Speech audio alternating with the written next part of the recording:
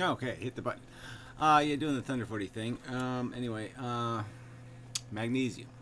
Yeah, I think that's where we are. Number 12, I think. Yeah. Yeah, it's there's this stuff inside of our metabolism and stuff. It's really part of our basic mechanism of energy transfer. A lot of magnesium switching back and forth kind of stuff, isotopes and whatnot. I don't know all that shit. But it's basically a metal, like aluminum, So, I mean, if we were to kind of think of ourselves in that machine sense, magnesium would be the metal. I mean, that's like the metal we're made out of, is magnesium. So, like aluminum people, we could be magnesium people. But aluminum would be cooler, but, we're stuck with magnesium. It's in lots of stuff. Make antacids out of it and stuff. I know it's something else it does. Can't think of it right now, but yeah, it does some other crud. They actually made, I was reading up a little, and they made race cars out of it for a while, an alloy. And car engines, Volkswagens, they use magnesium.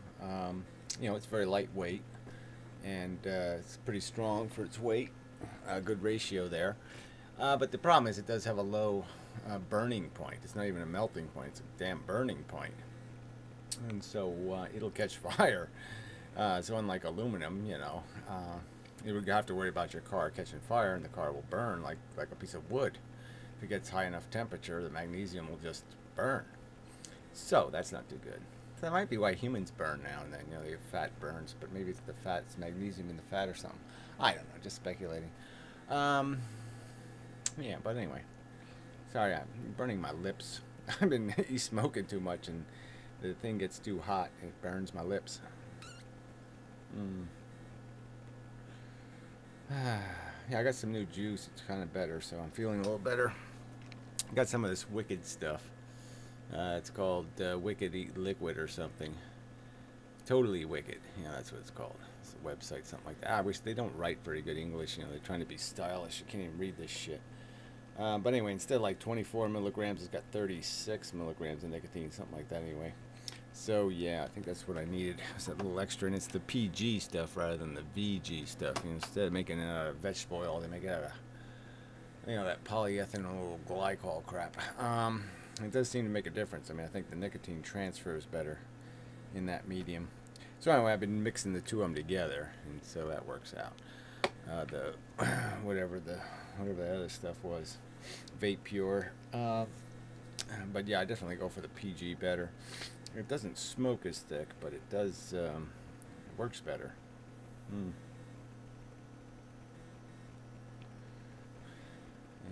Yeah. I feel it better. Anyway, just enough of that, just e-cigarette news. Shouldn't waste the video with that crap. Anyway, let's get to business. Well, yeah, YouTube's doing one of their updates, so this is what I'm going to do instead. Why people laugh at creationists. Part 25. I did a lot of these.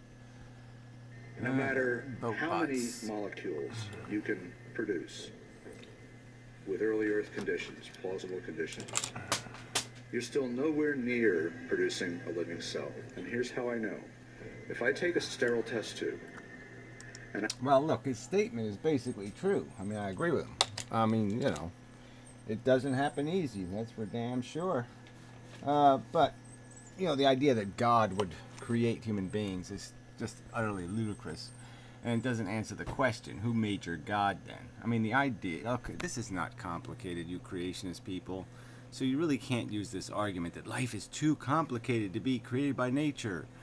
Well, God is even more complicated, right? Because God can create life.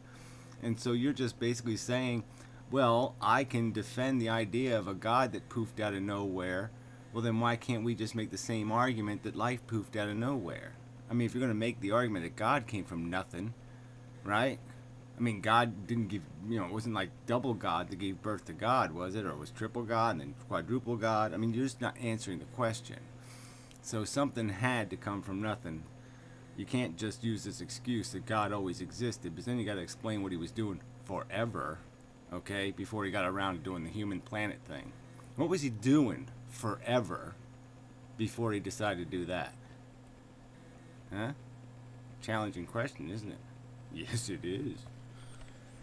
I put in a little bit of fluid with just the right salts, just the right balance of acidity and alkalinity, just the right temperature, the perfect solution for a living cell. And I put in it one living cell. This cell is alive. It has everything it needs for life. Now I take a sterile needle and I poke that cell, and all its stuff leaks out into this test tube. You have in this nice little test tube all the molecules you need for a living cell. Oh, this really is a bogusly stupid argument. Yeah, you got a human being, you know, you're not going to be able to make a human being out of the guts. I mean, a cell is not rudimentary, uncomplex chemistry. It's incredibly complex chemistry. It took a long time just to evolve one of those. So it's just kind of silly. You know, it's incredibly silly. Not just the pieces of the molecules, but the molecules themselves. And you cannot make a living cell out of them. You can't put Humpty Dumpty back together again. So what makes you think? Well, you know, that's right there. Yeah, we can't do it yet. But, you know, there might be a time when we actually can put Humpty Dumpty back together again, where we can take the rudiments of that cell, those parts, and we can form them into a new life form. Okay, so that's conceivable. So you're just arguing, well, you know, you could argue before 1969 that we never land on the moon, so therefore we'll never land on the moon. That would have been really ignorant and stupid, wouldn't it? Yeah, it would have been. That a few amino acids dissolved in the ocean are going to give you a living cell. It's totally You're being ignorant. You're being ignorant. unrealistic. In simplistic terms, these creationists seem to think that the mere existence of an irreversible reaction disproves evolution. The answer to this specific question is, of course, trivial. The bacteria is not a simple organism. It's a grizzled heavyweight that survived 4 billion years in an environment of harsh competition, and it's one of the most durable. Yeah, I don't know, 4 billion. I don't know about that. But anyway, we'll just concede the point. But yeah, see, it just said exactly what I said, so I agree with the PhD this time. Science does not suggest the spontaneous formation of modern bacteria. That's certainly true. No, science doesn't just even suggest it. It doesn't even say that. Yeah, it doesn't even come close to even implying that bacteria was the first living thing. Organisms on Earth. Now, perform this same experiment with the bacteria's primitive relatives 4 billion years back, in the times when it was debatable whether it should be classified as life or merely a few primitive, inefficient, self-replicating reactions, and this would have arguably produced a different result. Yeah, arguably. Yeah, that gets a little complicated, though. I mean, you know, there is a point where it has to do the self-sustaining reproduction thing with the DNA copy. I mean, without the DNA copy, it's the difference between a living thing and a sperm. You know, I mean, you gotta have your own DNA, or you're really not a living thing. I mean, a sperm looks like a living thing, but it doesn't do any. It can't reproduce itself. Further, such an experiment should really take into account the planetary quantities of organic matter on Earth, not merely a test tube. Most of the organic matter on Earth was organic long before it was living organic matter. Yeah, but then you're not going to argue, you know, you're not going to answer the question that leads to is why, if there's so much of this stuff, why did it only happen one time? One time. There was still about 500 billion tons of organic matter on Earth before life. And for those who are kind of fuzzy what organic matter is, it's largely any compound of carbon, methane, ethane, methylamine, methanol, etc. And in the molecular composition of the universe, these compounds are not even remotely rare. However, in metaphorical terms, claiming... Yeah, but reproducing life is rare. That's the whole point. I mean, it happened one time on all the history of all known material events. We've only seen it happen one time. We only have evidence of one event. One single event. The inability of an irreversibly burst cell to reassemble as proof that abiogenesis is impossible is like claiming that if Galileo and co-workers were given a laptop with all the knowledge necessary to build a space probe, then their inability to build that space probe, basically an irreversible reaction, would prove that it's impossible to build space probes. Wow, that was really weird. Why wouldn't they be able to do it? If they had a laptop and all the instructions, then they would be able to do it. So that didn't really make a whole lot of sense. Does that make sense to you? That was kind of like the wrong example to use. The better example was if I run over a human with a steamroller. I ain't putting that back together either. Galileo lived in the days before electricity, before the days of the discovery of atoms or even chemistry, before the days of Newtonian physics, all those tough rules of motion like the harder you shove it, the faster it moves, and if you don't do anything to it, then nothing happens. Well, this is kind of a silly argument, too. I mean, it's a legitimate gripe, okay, for people to have to say, with all our technology and crap, I mean, we landed on the moon, did the Hubble thing, nuclear power plants, nuclear bombs, all this kind of stuff, you think if, we would be able to figure out this stupid little mechanism, that made this life thing. But yeah, it's just an expectation that doesn't have any rational basis. We have no way to judge the difficulty of it because there's no way to judge. We only have the one sample, and we don't even have the original sample. We just have the indirect collateral samples. Rules of motion that took civilization about 4,000 years to work out. Before the days of mechanical engineering and materials, before the days of water treatment, in the days when the only things that flew were birds and so on.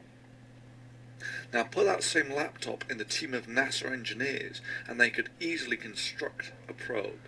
But to Galileo and co-workers, it would have been a few hours of magical light, and then after that an interesting sculpture made of bizarre metals and strange non-wooden materials. Yeah, well, whatever. This is a very convoluted way to argue. So you mean you gave him a laptop and you just showed him images of a satellite and then said build one? Is that what you're arguing? So you didn't give them the plans, you just gave them a picture of one and said do it? Oh, I see. Indeed, the growth of knowledge makes an interesting metaphor for evolution. Good ideas are kept and propagated in the collective mind of the superorganism, while bad ones are generally discarded. Yeah, well, that's kind of bogus now, isn't it? We tend to just keep things we like, because it makes us feel good. And that's how we end up being fat pigs and all that other kind of crap that happens to us. Yeah, so that's kind of bullshit, isn't it? I mean, it's sort of bullshit. The good ideas, the cream doesn't rise to the top, the fat does. And then we just wallow in the fat. It is primarily this informational evolution that has built our civilization, which we are almost entirely dependent on. However, our dependence on the infrastructure is also a weakness of the superorganism. Destroy the infrastructure, and crucially the knowledge to rebuild it, and we live like tribal apes again. This point is something I was made aware of in my youth. It's kind of funny that you use the same images over again to make different points. I mean, before, this was like some sort of sacred human thingy going on here, and now it's just dumb ape men, this lost tribe. It's probably just a bunch of propaganda anyway. They're probably just a bunch of guys in suits or something. But anyway, this one was in the dark makeup. I remember him. How come they haven't done any flyovers again? How come we always have the same images of these guys? Why don't they fly a little helicopter over them again, see what they're up to today? See if they've got themselves a McDonald's yet. Little golden arch on their little shut. When I was growing up in the UK, there was a real threat of a third world nuclear war. If attack is imminent, you will hear the attack sound like this.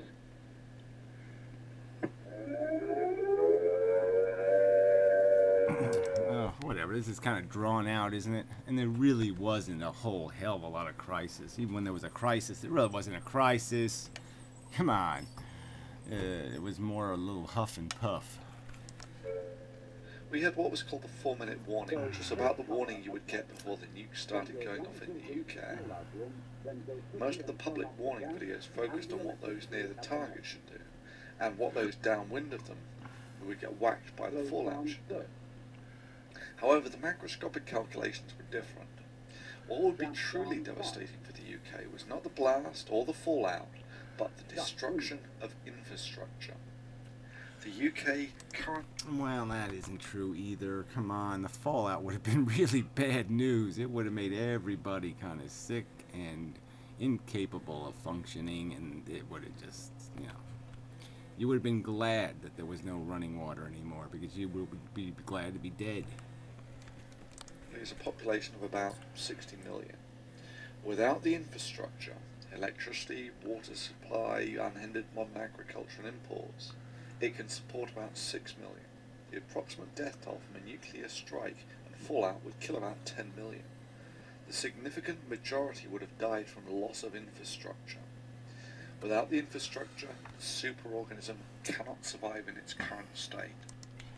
Well, this is an awful convoluted way to tell a guy that his little stupid argument about abiogenesis was bullshit.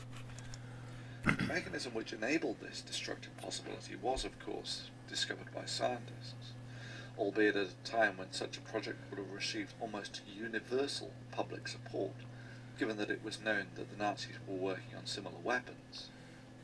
Only those inexperienced in game theory would have played a high moral ground there. However, ultimately, enough of these devices were made to destroy our entire infrastructure and take...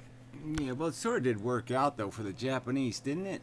I mean, realistically, yeah, I mean, it was really bad, you know, people dying in the war, but they did pretty good after the war, you know, and they got a nice little civilization and picked up some of our better habits and kept some of their traditions, and, you know, it sort of worked out for them. Losing sometimes, you know, you win when you lose sometimes. Us back to the Stone Age. Thankfully, those who made the decisions were familiar with the no-win situation. Once summed up by Sagan as, it's like two sworn enemies, one with 3 matches, the other with 5, standing waist-deep in gasoline. Since then, our infrastructure has flourished and allowed us to achieve great things. This is the paradox of creationism. Without the first world infrastructure built on science, it's doubtful whether they would live long enough to field an opinion on the subject. You know, he always talks about science like it's some sort of external force that comes down like a god and saves humanity. All science is revealing the truth. The God theory is an old scientific theory. That's all it is. It's the really, really old science. That's what the old scientists did. They said, let's try to find God's footprints, or, you know, let's try to find an explanation for this mess. And, yeah, the only reasonable explanation thousands of years ago was somebody goddamn did it. Yeah, and so it's an old dumb idea, and it just got stuck in people's heads as a tradition. And they just won't let go of it because they've been threatened that if you let go of it, we're going to punish you and burn you in hell. And so they're afraid. It's like stepping on a line in the crack in the sidewalk, or black cats and ladders, and people are just superstitious little idiots. And that's all it comes down to. So let's argue being a superstitious old scientist and just try to explain that the new science is the round worldy thing, and you don't have to cling to this old dumb idea. And even if they did, it's doubtful whether they would have enough time left, after trying to find enough food to survive the winter, to preach the evils that science brings by leading people away from their particular brand of creationism. Basically, the only reason... Well, I mean, this argument only goes so far, too. I mean, obviously the Quakers and stuff have found a way to do their little religious-y thing and live a kind of modest and efficient life, so it is possible to do that theoretically. We have people like preachers is because our infrastructure feeds, waters and keeps these people clean, warm and healthy. And then in an act of supreme ingratitude, they use the time that they would have otherwise spent trying to stave off starvation to it. Oh, this is such bullshit. I mean, this is like some capitalist land. The only way we'll have a good life is because of the capitalists, and the owners have to capitalize everything. Blah, blah, blah, blah, blah, blah. And if it wasn't for the kings, we wouldn't have any kind of life. I mean, what a pile of crap. Okay, there's different ways that we can get someplace, and you know, these guys aren't anti-science. They're not anti-progress. They wouldn't say, don't go to the moon. I don't think they'd necessarily vote against it. They wouldn't, you know, they're not going to, A lot of them are for nuclear power. You know, come on. So this argument is going a little too far. Okay, they're against one branch of science, not all science. Hack the very scientific method responsible for providing their last meal. That's right. Love of God and compassion and empathy leads you to a very glorious place. Science leads you to killing people. Good word. Good word. Yeah, well, see, again, what's the point of arguing with that kind of nonsense? Because that's all it's built out of. It's just some notion that it's good for people to believe in Donald Duck. Yeah, somebody can make that argument and just make the counter argument that Donald Duck is a fucking moron and we can do better than that. However, if it were merely ingratitude, I wouldn't have too much trouble with creationism. But by attacking the scientific method, they undermine our ability to harden and advance the infrastructure of our civilization. Few who have insight into the vulnerability of life on Earth, let alone the knife edge our civilization is balanced on, would be bold enough to claim that we are capable of surviving any challenge thrown at us. I don't even know what that means. Yeah, creationists are dangerous, but also scientists are kind of dangerous too. Some of them are goddamn dangerous. You know, some of them come up with some really wacky ideas. So this is kind of bogus. Civilization has been good to me, and I want it to live, thrive, and survive long beyond my life. So by civilization, what do you mean? Like the idea where the rich exploit the poor? Because that's basically what's built your civilization. I don't think you can name a civilization, an empire, a place where people are living good, where, yeah, the truth is they got there through a big, fat, juicy hunk of cheat. Alright, I mean, come on. You know, England exploited the fucking world, and North America, you know, when it got its hands on the reins, it did the same thing, and it went out and just exploited the shit out of people. So let's not glorify our civilization. It's come at a pretty high price. Life, let alone intelligent life, is so exceptionally rare in our universe. How do you know? How do you know that answer? Exceptionally rare in our universe. Now, I would agree that, you know, it's at least rare. At least. That's the minimum. Okay? But how do you know it even gets to rare? How do you know it's like we're not the only ones? That it would be a tragedy, almost the most abhorrent crime to let such a gem fail, simply because mine stood idle while snake oil salesmen... Alright, you know, so versus the snake oil, we got the McDonald's oil, and we got the Walmart oil, and we got all the other oil that's being sold out there. And you're selling some sort of beauty in the universe. Like everybody should go out and get themselves a, you know, I don't know, a bag of, you know, space gas and go, you know, have a good time.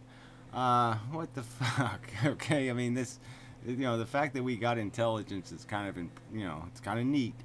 But life itself is a bag of shit. And you can keep pretending because a crow can pull something out of a fucking goddamn beaker that life is all kick-ass, but it really isn't. That crow's dead, you know. And it probably died shitty. And that's just the truth. Sold the comfortable fantasy that an invisible super sky daddy would take care of all of their problems if they telepathically told them that they loved him.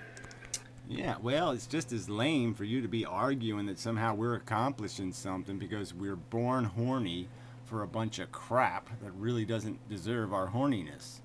You know, that we're just addicted idiots who just keep whapping a wheel and we're not going anywhere. I mean, we're on a treadmill to no place, and you're sitting there and glorifying it. So you're kind of silly too, in my opinion. Just as silly as this dork. Those con men and daydreamers intimidated by reality, whose vision does not extend beyond the blink of an eye of the... Yeah, whatever. Like I said, you're pretty fucking goddamn blinded by your bullshit also. Your little beauty in the universe pile of crud. Individual life and into the future of mankind. Let me say something about Harry Potter. He's got a little tiny penis. God told me. He's no good. It would never work. He could never fuck my boobs properly. Warlocks are enemies of God. Warlocks. And I don't... They use their powers in all kinds of secret and malicious ways. Those warlocks do with their special powers and such. I mean, what is that, warlocks? Yeah, they actually have powers. They have little wands and stuff and make things happen. They put on their cloak of invisibility and they molest me when I'm sleeping. That damn Harry Potter. He tweaked on my what kind of anus. hero they are. They're an enemy of God. And had it been in the Old Testament, Harry Potter would have been put to death. Oh, yeah, they would have stoned him, but he would have had his invisible cloak on, and they would have missed him with their stones, and then it would have been a whole complicated, let's go find Harry Potter guy. And, you know, such. It is funny. People are so fucking silly. Those without the vision to understand that simply because our civilization looks stable to the eyes of a human, that they think that this means the status quo will persist indefinitely. Oh, well, who would want that? I mean, oh, please. Oh, God, the horror, the horror. So anyway, yeah, we gotta do a lot better than the status quo. Not only are these creationists willfully ignorant in acknowledging the quality of life that the scientific method has delivered them, they are yeah, I don't understand. He's showing a flood and showing us the quality of life. You know, the tsunami thing and all the other blights. Yes, whatever. One wonders. Chemotherapy is really fun. willing to attack it and to undermine the potential of our civilization to deal with the unknown challenges that it will undoubtedly face. Yeah, right. Exactly. But the same old challenges. We'll just be cleaning up the survival mess. Oh, we got to survive. We got to survive. We all have to wear our nuclear, you know, shielding, and we all have to have whatever, blah, blah, blah, blah, become the mole people. And yeah, we have to use our technology and drill holes into the earth so we can live underground and blah, blah, blah, blah, blah, blah, blah. Accomplishing absolutely nothing. They make real scientists waste their time dealing with the intentional disinformation sown by brain creationist arguments, specifically targeted at those who do not have the education to realize that these arguments were intellectually gutted decades ago. They are willing to jeopardize the future ability of our infrastructure and the survivability of our civilization simply so they can indulge in their comfortable fantasy. Yeah, the old creation bomb. Oh my god, they creation bombed us. He's using the same video clip again. Yeah, anyway, so I don't think science is going to be able to fix that problem. Yeah, and it's not going to be able to fix the exploding sun thing in the end anyway, and we're not going to escape, and we got nowhere to go, and science sort of already knows that. There's no way to get us out of here. So all you can do is, you know, plant your seed somewhere, and that's kind of silly. It's all an ego chase game that doesn't mean a goddamn thing, and you're just as deluded as these fuckwits. Their religion may not have any morals or ethics about the future of our civilization, but I do. It's your... Yeah, well, explain to me, what's the future of our civilization? What are we gonna do? You know, what are we gonna do, really? Realistically. You know, you're just gonna find new and innovative ways to, you know, four-dimensional porn or some kind of bullshit. What the fuck are you gonna do? You know, really. God was clearly too involved to give you any clear guidance on this. Allow a man whose magic would have made any Bronze Age miracles seem like cheap party stunts to give you a word of advice. Believe whatever you want to believe, but temper it with the perspective of the standard of living delivered to you by material. Look, they're not arguing with our standard of living. Again, they're not arguing with automobiles. They're not arguing with any of that crap. They're arguing about abiogenesis and whether a god initiated the whole fucking stupid game. Ugh. So I don't see how this argues that. But what the fuck ever. I guess that's plexiglass, and that's some kind of metal-y thing. That might be magnesium there. Maybe that's a piece of magnesium. Piece of copper, I presume. That might be brass. Oh, that's brass over there. That's copper. This is copper brassy. This is aluminized copper. irrealistic science. Remember that science does not preclude you from indulging An electrical plug. Oh man, yeah, that was the peak of human technology. There we go, man. That's when we figured it all out. We made that little ooh face. Ooh, ooh, no, don't plug at me. Ooh. in whatever fantasies blow your metaphorical skirt up.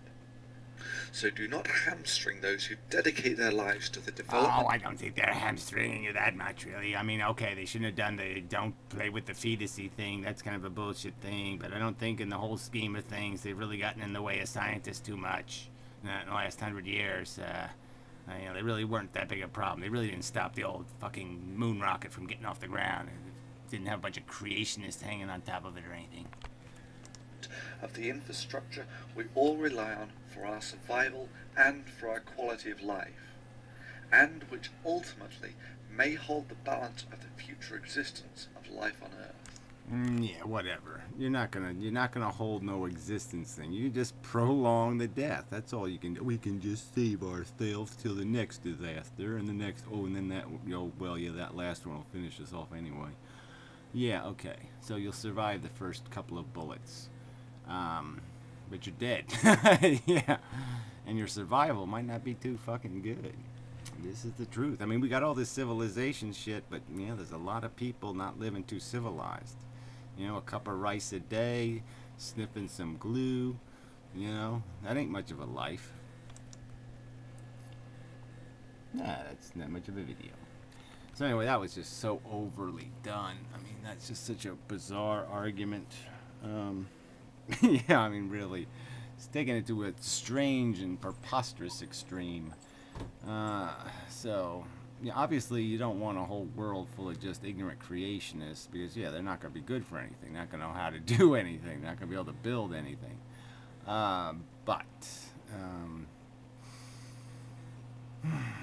Understand where they're coming from, at least, when you make your argument. And it's not, they're not challenging science. They really aren't. They're just desperately clinging to their little hopeful story because the alternative is rather bleak, and they're just not silly enough to invent some sort of artificial notion that nature is beautiful. Yeah, they're not stupid enough to fall for that one. So it's God or ugly. That's their choice. God and heaven are ugly, disgusting, putrid truth. And yeah, I wish they would go for the truth, but I understand why it's not an easy sell. So anyway, that was the video. Yeah, I don't know why I'm looking at this. I'll just do this. Yeah, there we go. I don't know why.